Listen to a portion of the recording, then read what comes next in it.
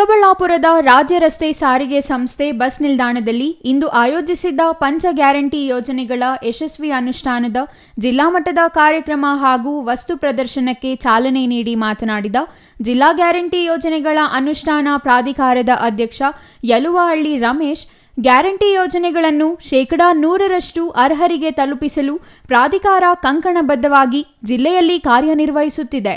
ವಾರ್ತಾ ಮತ್ತು ಸಾರ್ವಜನಿಕ ಸಂಪರ್ಕ ಇಲಾಖೆಯಿಂದ ವ್ಯಾಪಕ ಪ್ರಚಾರ ಮಾಡಲು ಈಗಾಗಲೇ ಸಂಚಾರ ವಾಹನದ ಮೂಲಕ ಯೋಜನೆಗಳ ಕುರಿತು ಜಿಲ್ಲಾದ್ಯಂತ ಜಾಗೃತಿ ಮೂಡಿಸಲಾಗಿದೆ ಎಂದರು.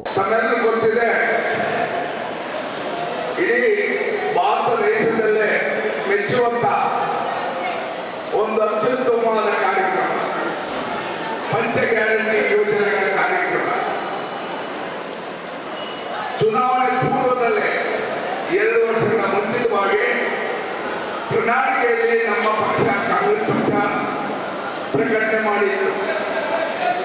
ನಮ್ಮನ್ನು ಅಧಿಕಾರಕ್ಕೆ ತಂದರೆ ನಾವು ಅಧಿಕಾರಕ್ಕೆ ಬಂದರೆ ಬಡವರಿಗೆ, ಮಧ್ಯಮ ವರ್ಗದವರಿಗೆ, ಎಲ್ಲ ಸಾರ್ವಜನಿಕರಿಗೆ ಸದುಪಯೋಗವಾಗುವಂಥ ಕಾರ್ಯಕ್ರಮಗಳ ಪಂಚಗ್ಯಾರಂಟಿ ವಿಶೇಷವಾಗಿ ಮಹಿಳೆಯರಿಗೆ ಒಳ್ಳೆ ಕಾರ್ಯಕ್ರಮ ಕೊಟ್ಟಿರುವಂಥ ಘೋಷಣೆಯಿಂದ ನಮ್ಮ ಕೇಂದ್ರ ಸರ್ಕಾರದವರು ಮಾಡಿದ್ರು. ಏನು ನುಡಿದಂತೆ ಈ ಒಂದು ನಡೆದುಕೊಂಡು ಕಳೆದ 2 ವರ್ಷಗಳಿಂದ ಸತತವಾಗಿ ನಮ್ಮ ಜಿಲ್ಲಾ ಮಟ್ಟದಲ್ಲಿ ಇರಬೇಕಾಗಿದ್ರೆ ಶಕ್ತಿ ಯೋಜನೆ, ಅನ್ನಭಾಗ್ಯ ಯೋಜನೆ, ಗೃಹ ಜ್ಯೋತಿ ಯೋಜನೆ, ಇದರ ಪಂಚ ಗ್ಯಾರಂಟಿಗಳು ಕೂಡ ಯಶಸ್ವಿಯಾಗಿ 98ಕ್ಕಿಂತ ಹೆಚ್ಚಿನ ಒಂದು ಸದುಪಯೋಗವನ್ನು ಈ ಎಲ್ಲ ಗ್ಯಾರಂಟಿಗಳಲ್ಲಿ ನಾವು ಜನ ಪಡೆದುಕೊಂಡಿದ್ದಾರೆ. ಪಂಚ ಗ್ಯಾರಂಟಿ ಯೋಜನೆಗಳು ಸೇರಿ ಸರ್ಕಾರದ ಯೋಜನೆಗಳನ್ನು ಬಿಂಬಿಸಲು ರಾಜ್ಯ ರಸ್ತೆ ಸಾರಿಗೆ ಬಸ್ ನಿಲ್ದಾಣದಲ್ಲಿ ಜುಲೈ 1ರಿಂದ 4 ದಿನಗಳ ಕಾಲ ವಸ್ತು ಪ್ರದರ್ಶನ ಏರ್ಪಡಿಸಿದ್ದು, ಸಾವಿರಾರು ಜನರು ವೀಕ್ಷಣೆ ಮಾಡಿ ಮಾಹಿತಿ ಪಡೆದಿದ್ದಾರೆ. ರಾಜ್ಯದಲ್ಲಿಯೇ ಚಿಕ್ಕಬಳ್ಳಾಪುರ ಜಿಲ್ಲೆಯಲ್ಲಿ ಮಾದರಿಯಾಗಿ ವ್ಯಾಪಕ ಪ್ರಚಾರ ಕಾರ್ಯಕ್ರಮ ಕೈಗೊಂಡಿರುವುದರಿಂದ ಗೃಹಲಕ್ಷ್ಮಿ ಯೋಜನೆಯಡಿ ಜಿಲ್ಲೆಯಲ್ಲಿ 20.82 ಲಕ್ಷ ಫಲಾನುಭವಿಗಳನ್ನು ನೋಂದಣಿ ಮಾಡಿ ಅವರಿಗೆ 1.09 ಕೋಟಿ ಜಮೆ ಮಾಡಲಾಗಿದೆ. ಅನ್ನಭಾಗ್ಯ ಯೋಜನೆಯಡಿ ಕಳೆದ 2 ವರ್ಷಗಳಲ್ಲಿ 5,43,061 ಪಡಿತರ ಚೀಟಿ ಕುಟುಂಬಗಳಿಗೆ 265 ಕೋಟಿ ರುಗಳನ್ನು ವೆಚ್ಚ ಮಾಡಿ ಪಡಿತರ ವಿತರಿಸುವ ವ್ಯವಸ್ಥೆಯಾಗಿದೆ ಎಂದರು.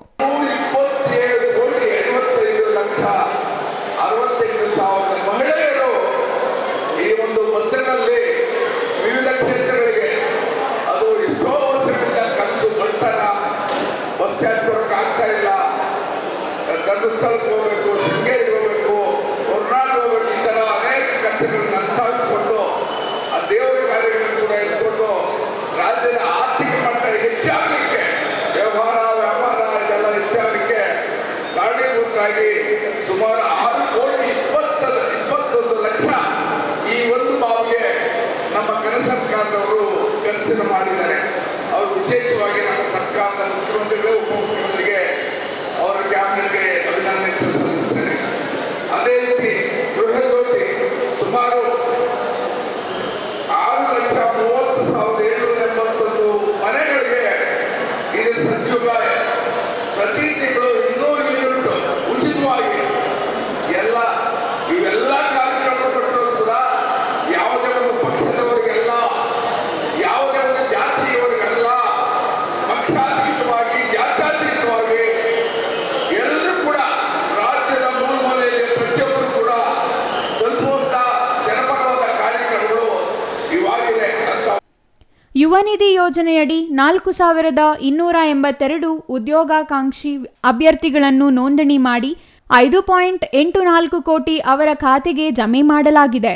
ಗೃಹ ಜ್ಯೋತಿ ಯೋಜನೆಯಡಿ 6,30,781 ಫಲಾನುಭವಿಗಳಿಗೆ 200 ಯೂನಿಟ್ ಉಚಿತ ವಿದ್ಯುತ್ ನೀಡಿ 23,371 ಲಕ್ಷ ವೆಚ್ಚ ಮಾಡಲಾಗಿದೆ. ಶಕ್ತಿ ಯೋಜನೆಯಡಿ ಮಹಿಳೆಯರಿಗೆ ಉಚಿತ ಪ್ರಯಾಣಕ್ಕೆ 6.21 ಕೋಟಿ ಉಚಿತ ಟಿಕೆಟ್ಗಳನ್ನು ಬಸ್ಗಳಲ್ಲಿ ವಿತರಿಸಿ 2,000 ಕೋಟಿ ರುಗಳನ್ನು ಸರ್ಕಾರ ಭರಿಸಿದೆ. ಈ ಎಲ್ಲ ಯೋಜನೆಗಳ ಬಡ ಹಾಗೂ ಮಧ್ಯಮ ವರ್ಗದವರಿಗೆ ಆರ್ಥಿಕ ಶಕ್ತಿ ತುಂಬಿ ಈ ಯೋಜನೆಗಳಿಂದ ಉಳಿತಾಯವಾದ ಹಣವನ್ನು ಮಕ್ಕಳ ವಿದ್ಯಾಭ್ಯಾಸಕ್ಕೆ, ಔಷಧಿ ಖರೀದಿ, ಮನೆ ನಿರ್ಮಾಣ, ಕೊಳವೆ ಬಾವಿ ಕೊರೆಯಲು, ಆರೋಗ್ಯ ಚಿಕಿತ್ಸೆಗೆ ವಿನಿಯೋಗಿಸಿಕೊಳ್ಳುವ ಮೂಲಕ ಸರ್ಕಾರದ ಆಶಯಕ್ಕೆ ಸಾರ್ಥಕತೆಯನ್ನು ಜನರು ನೀಡಿದ್ದಾರೆ ಎಂದರು. ಜಿಲ್ಲಾಧಿಕಾರಿ ಪಿಎನ್ ರವೀಂದ್ರ ಮಾತನಾಡಿ, ಸರ್ಕಾರದ ಪಂಚ ಗ್ಯಾರಂಟಿ ಯೋಜನೆಗಳನ್ನು ಅರ್ಹರೆಲ್ಲರಿಗೂ ಪರಿಣಾಮಕಾರಿಯಾಗಿ ತಲುಪಿಸುವ ನಿಟ್ಟಿನಲ್ಲಿ ಗ್ಯಾರಂಟಿ ಯೋಜನೆಗಳ ಅನುಷ್ಠಾನ ಪ್ರಾಧಿಕಾರಗಳನ್ನು ರಾಜ್ಯ, ಜಿಲ್ಲಾ ಹಾಗೂ ತಾಲೂಕು ಮಟ್ಟದಲ್ಲಿ ಸರ್ಕಾರ ರಚಿಸಿ ಸಮಾಜದ ಪ್ರಗತಿಗೆ ಶಕ್ತಿ ಯೋಜನೆ ಶಕ್ತಿ ತುಂಬಿದೆ. ಗೃಹಲಕ್ಷ್ಮಿ ಯೋಜನೆ ಒಂದು ಕುಟುಂಬ ಯಜಮಾನಿಯ ಖರೀದಿಯ ಶಕ್ತಿಗೆ ಬಲ ತುಂಬಿದೆ. ಅನ್ನಭಾಗ್ಯವು ಹಸಿವು ಮುಕ್ತ ಸಮಾಜ ನಿರ್ಮಾಣ ಮಾಡಿದೆ. ಹೀಗೆ ಈ ಎಲ್ಲ ಯೋಜನೆಗಳು ಒಂದಲ್ಲ ಒಂದು ರೂಪದಲ್ಲಿ ಜನರ ನೆರವಿಗೆ ಬಂದಿವೆ ಎಂದರು. Thoudanahalli Ramesh, CTV news, Chikkaballapur.